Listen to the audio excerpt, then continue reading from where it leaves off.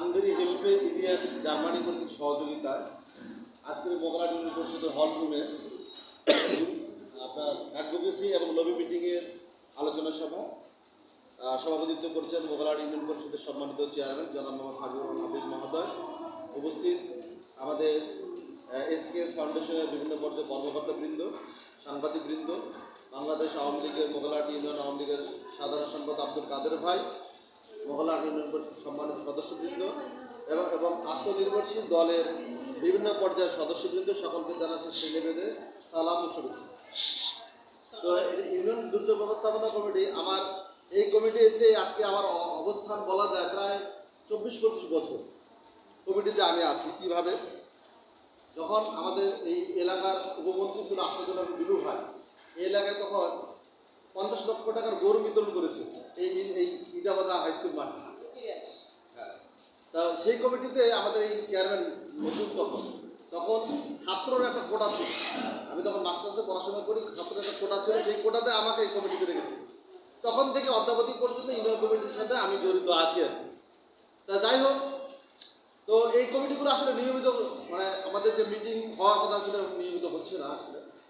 তো এখন ইউনিয়নে দুর্যোগ ব্যবস্থাপনা বলতে আমরা যেটা বুঝি, আমি যেটা বুঝি আর কি, সেটা হলো যে কিছুক্ষণ আগে ভাই বলেছিলেন যে ঝড়, বৃষ্টি, বন্যা, খরা, জলোচ্ছ্বাস সব কিছু, কিন্তু অতিবৃষ্টি, অনাবৃষ্টি সবই, যদি বেশি শীত হয় সেটাও কিন্তু ব্যবস্থাপনা দুর্যোগ। অতিবৃষ্টি সেটাও দুর্যোগ, বৃষ্টি হচ্ছে না এটাও দুর্যোগ। আমরা 5 দিন আগে লক্ষ্য করেছি যে চাঁদপুর এলাকা দক্ষিণাঞ্চলে যে পাকা রাস্তা দিয়ে হেঁটে যাওয়ার মতো অবস্থা নাই, তা পিচ গলে গলে যাচ্ছে, হাঁটা যাচ্ছে না, সেটা কিন্তু বড় এক ধরনের দুর্যোগ। আজকে আমাদের যে তীব্র তাপদাহ যাচ্ছে, এটাও একটা দুর্যোগ। আমরা শুধু ওই দুর্যোগ বলতে বলতে বন্যা, তারপর হলো যে নদী ভেঙে যাচ্ছে, এরকম সাধারণত বুঝি। এরকম না, আজকে যে অনাবৃষ্টি হচ্ছে এটার জন্য কিন্তু একটা আমাদের দুর্যোগ। তীব্র তাপদাহ চলতেছে, এটা কিন্তু একটা আমাদের হলো যে দুর্যোগ। সারা বিশ্বে কিন্তু এখন জলবায়ু পরিবর্তন নিয়ে কিন্তু আমাদের বিশ্ব নেতা যারা আছে তারা কিন্তু এটা নিয়ে কথা বলছে যে জলবায়ু পরিবর্তনের প্রভাব কিন্তু এখন আমাদের দেশে, আমরা কিন্তু আজকে তীব্র যে তাপদাহ চলতেছে, এটা জলবায়ু পরিবর্তনের কিন্তু কারণে এটা হচ্ছে। এই জলবায়ু পরিবর্তনের কোনো কারণ রয়েছে, ঠিক আছে। যে আমাদের সরকার কিন্তু সবসময় বলছে যে একটি দেশের কিন্তু বনভূমি থাকা প্রয়োজন কমপক্ষে 25 ভাগ। আমাদের একটা দেশের মোট আয়তনের কমপক্ষে 25 ভাগ বনভূমি থাকা প্রয়োজন। আজকে আপনারা যারা আছেন, আমরা কিন্তু যে 6টা আমরা ঋতু করেছি, শীত, গ্রীষ্ম, তাই না, গ্রীষ্ম, বর্ষা, শরৎ, হেমন্ত, শীত ও বসন্ত, এই 6টা যে আছে আজকে কিন্তু সেই ঋতুগুলো কিন্তু আমরা হারিয়ে ফেলেছি। ঋতু কিন্তু নাই, যে বর্ষার যে সিজনে বর্ষা হওয়ার কথা বর্ষা নাই, গ্রীষ্ম পার হয়ে যাচ্ছে নাই, শীতকালে শীত নাই। আবার দেখেন যে আমাদের এখন তীব্র তাপদাহ চলছে, আমি আশঙ্কা করছি যে সামনে হয়তো যে বৃষ্টি আসতেছে, এই বৃষ্টির কারণে আমাদের হয়তো কান্না আসতে পারে, আমাদের এরকম বৃষ্টিও আসতে পারে। আজকে যারা তীব্র তাপদার কারণে আমরা আল্লাহর কাছে ফরিয়াদ করতেছি বৃষ্টি দাও, হয়তো এমন এক সময় আসবে হয়তো বা যে অতিবৃষ্টির কারণে আমরা আল্লাহর কাছে ফরিয়াদ করবো, আল্লাহ তুমি বৃষ্টি বন্ধ করো, এরকমও পরিবেশ করে আসতে পারে।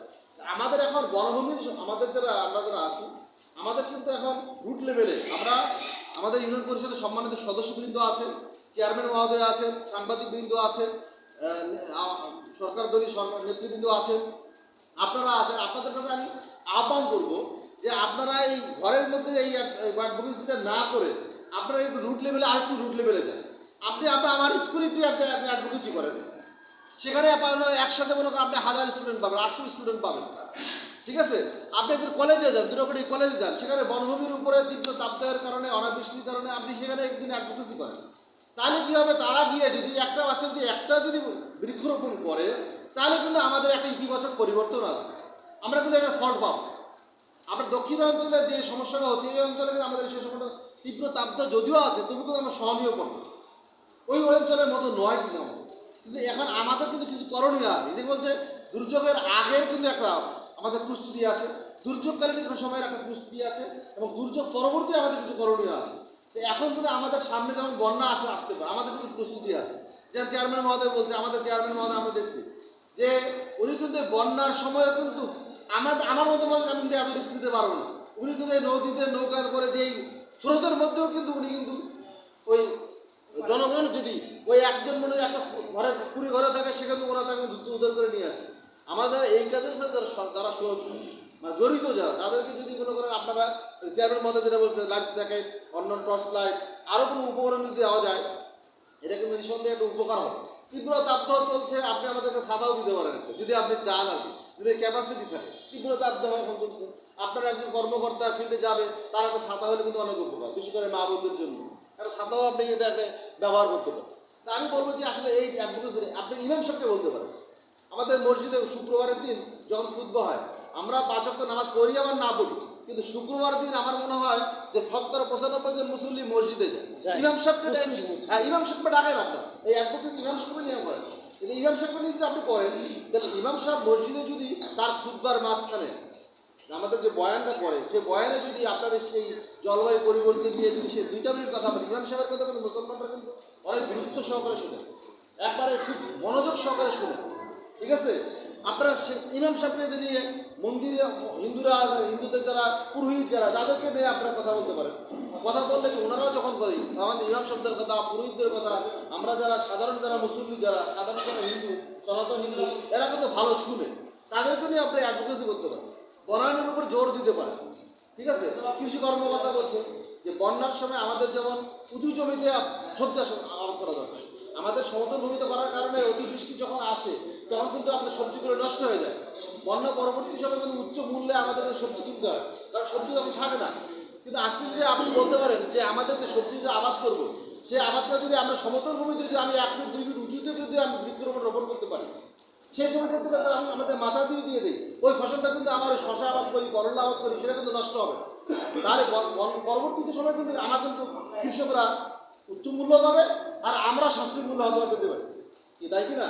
এই জন্য আমি বলবো আপনারা আরও অভিজ্ঞতা আছে, আপনারা আমাদের অভিজ্ঞতা শেয়ার করবেন।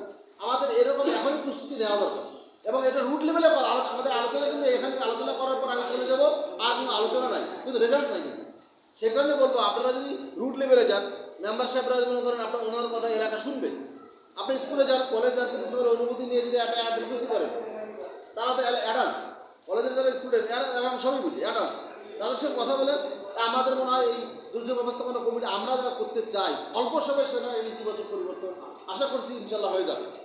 ঠিক আছে, তো যেহেতু আমাদের আর এনারা সবসময় কাজ করে, এনাদের কথাগুলো আমাদের বেশি শোনা দরকার। তবে আমি যা মনে করছি যে সামনে বন্যা যেহেতু আসতেছে, আমাদের এলাকা বন্যা প্রবণ এলাকা, আমরা এর আগে আমরা দেখেছি যে ইউনিয়ন পরিষদও আমাদের পানি, ইউনিয়ন পরিষদ অফিসভাবে পানি ছিল, তখন চেয়ারম্যান আমাদের হঠাৎ করে বললো, আমি সেদিন আসছিলাম, আমাকে বললো যে জনগণ খেতে পাচ্ছে না, কী করা যায়? আমি বললাম যে কী করা যায় বলেন, তো খিচুড়ি আয়োজন করা যায় কিনা, করা যায়। আমি সেদিনকে আমরা প্রায় 10-12 জন আসছিলাম, স্কুলে গিয়ে চেয়ারম্যানকে 1 টাকা দেই, আমরা প্রায় 50,000 টাকার আনুমানিক এরকম চাল ডাল দিয়ে খালি খিচুড়ি রান্না করে খালি ভ্যান দিয়ে অটো দিয়ে আমরা খিচুড়ি পাঠাচ্ছি, আর এখান থেকে সাপ্লাই দিচ্ছি। ঠিক আছে, আমরা এই কাজটা করেছি। পরবর্তী সময় চেয়ারম্যান প্রায় 15 দিন 1 মাস পরে আমরা বাকি দোকান থেকে বাকি নিয়েছিলাম। ঠিক আছে, এবং পরে এই টাকাটা উনি পরিশোধ করেছি। তা আমাদের এই সময় আমাদেরও সচেতন থাকতে হবে, আমরা আমাদের স্ব অবস্থান থেকে যে যতটুকু পারি, যে আমি এখন স্কুল টিচার, আমার পাশে বন্যা হয়ে গেছে, আমি স্কুল উন্মুক্ত করে দেবো, গরু ছাগল বিচরণ, গরু ছাগল নিয়ে মানুষজন নিয়ে যারা বন্যায় যারা ডুবে যাচ্ছে, আমার অবস্থান থেকে আমি একটু কিন্তু করতেই পারি, তাই না? আমার স্কুল হেডস্যারের সাথে কথা বলতে পারি, স্কুল 5-7 দিন বন্ধ থাকবো, তবু সাধারণ জনগণ আসার সুযোগ করে দিই। এরকম কিন্তু আমরা প্রত্যেকেই কিন্তু এরকম কাজ করতে পারি। তবে আমি সবশেষে আমরা যারা এখানে দায়িত্বশীল যারা কমিটিতে যারা রয়েছে, মেম্বার সাহেবরা সমাজের একটা ভালো পর্যায়ে রয়েছে, সাংবাদিক মহোদয় আছে, আমরা স্ব অবস্থান থেকে যদি আমরা এই দুর্যোগকালীন সময় আমরা স্ব অবস্থান থেকে একটু এগিয়ে আসি, আমাদের একটু আগায় আসলে কিন্তু অনেকে যারা ওই অবস্থায় কিন্তু অনেক ক্যাপাসিটি আছে, তার মনে করেন আপনার রান্না করার ব্যবস্থা, তার ঘরে ধান আছে, চাল আছে, সমস্যা নেই, কিন্তু ওই সময় কিন্তু দেখা যায় সে বন্যায় বের হতে পারছে না, বাজার করতে পারছে, ওই সময় তার 1 প্যাকেট খিচুড়ি দেবো, তার জন্য অনেক কিছু, তারও সন্তানের জন্য 1 প্যাকেট খিচুড়ি, তাই না? আমরা এই জন্য বলছি, আমরা আমাদের অবস্থান থেকে সাংবাদিক মহোদয় আছে, আমাদের এলাকায় বন্যা চলছে, উনি যদি সাংবাদিক হিসেবে রিপোর্ট করেন, উনি যদি একটা ভালো রিপোর্ট করতে পারে, দেখবেন যে ওনার ভালো রিপোর্টের কারণে আমাদের এই এলাকায় কিন্তু এমপি মহোদয় নজর করবে যে বগুড়ার জন্য নির্বাচন এলাকা বন্যা প্লাবিত হয়ে যাচ্ছে, এলাকায় ত্রাণ বেড়াই দিতে, ওনার মধ্যে একটা বড় ভূমিকা আছে। আমাদের লিডার মনে করেন আওয়ামী লীগের ইউনিয়নে আওয়ামী লীগ সম্পাদক রয়েছে, তিনি যখন যদি ইন্ডিভিজুয়ালি এমপির সাথে উপজেলা চেয়ারম্যানের সাথে কথা বলেন, ওনারা আমাদের প্রতি সুদৃষ্টি দিন, মেম্বার সাহেবরা যদি এদিকে সবাই কিন্তু আমাদের, এই জন্য আমি বলছি আমাদের এখানে বিভিন্ন পর্যায়ের লোকজন নিয়ে একটা কমিটি করেছে, আমরা আমাদের এই সময়গুলোতে যদি আমরা একটু দায়িত্বশীল ভূমিকা পালন করতে নিজের বিবেক থেকে যদি কাজ করতে পারি, আশা করছি অনেকাংশেই দুর্যোগ অনেকটা সহনীয় পর্যায়ে চলে আসবে। ঠিক আছে, আমাকে কথা বলার সুযোগ দেওয়ার জন্য কর্তৃপক্ষকে ধন্যবাদ জানিয়ে আমার কথা বলে শেষ করছি। আল্লাহ হাফিজ।